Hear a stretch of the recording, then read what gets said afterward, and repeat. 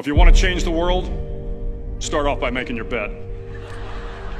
If you make your bed every morning, you will have accomplished the first task of the day. It will give you a small sense of pride, and it will encourage you to do another task, and another, and another. And by the end of the day, that one task completed will have turned into many tasks completed. Making your bed will also reinforce the fact that the little things in life matter.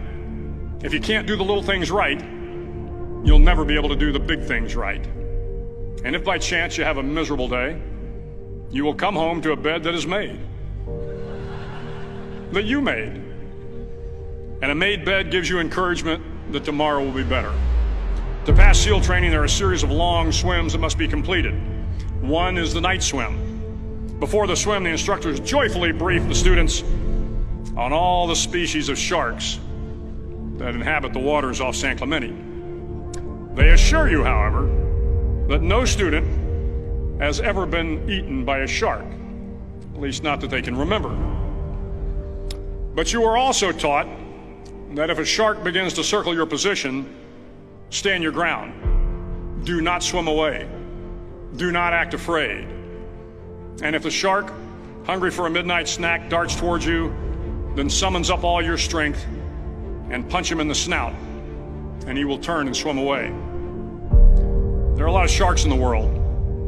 If you hope to complete the swim, you will have to deal with them. So if you want to change the world, don't back down from the sharks.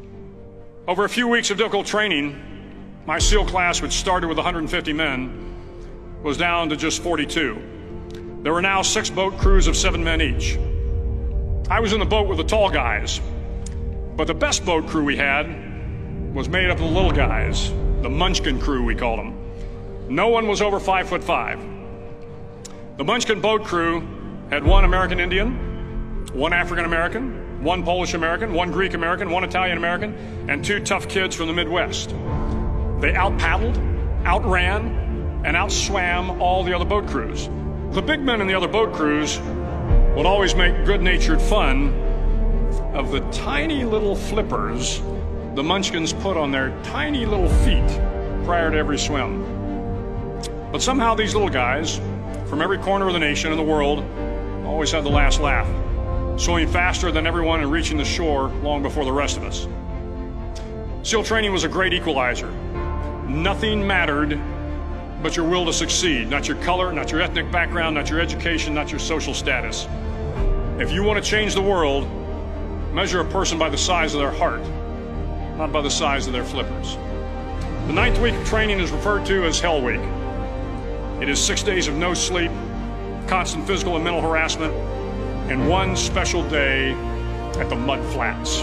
The Mud Flats are an area between San Diego and Tijuana where the water runs off and creates the Tijuana Sloughs, a swampy patch of terrain where the mud will engulf you. It is on Wednesday of Hell Week that you paddle down to the Mud Flats and spend the next 15 hours trying to survive this freezing cold, the howling wind, and the incessant pressure to quit from the instructors.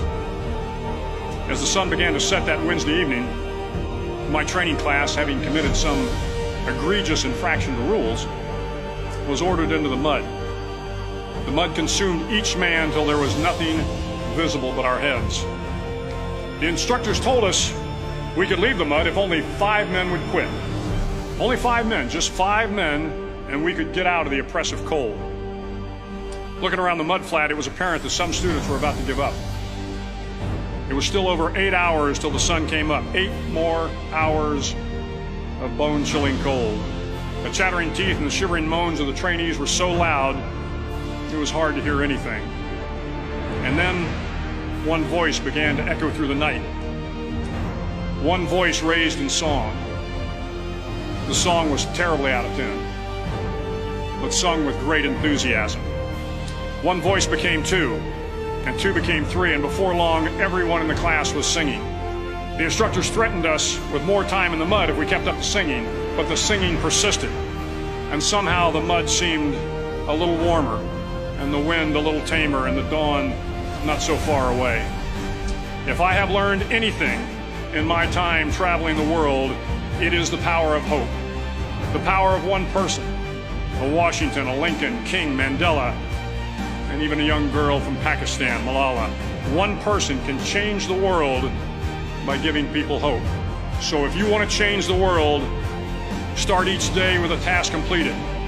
Find someone to help you through life. Respect everyone. Know that life is not fair and that you will fail often. But if you take some risks, step up when the times are the toughest, face down the bullies, lift up the downtrodden, and never ever give up. If you do these things, the next generation and the generations that follow will live in a world far better than the one we have today. And what started here will indeed have changed the world for the better.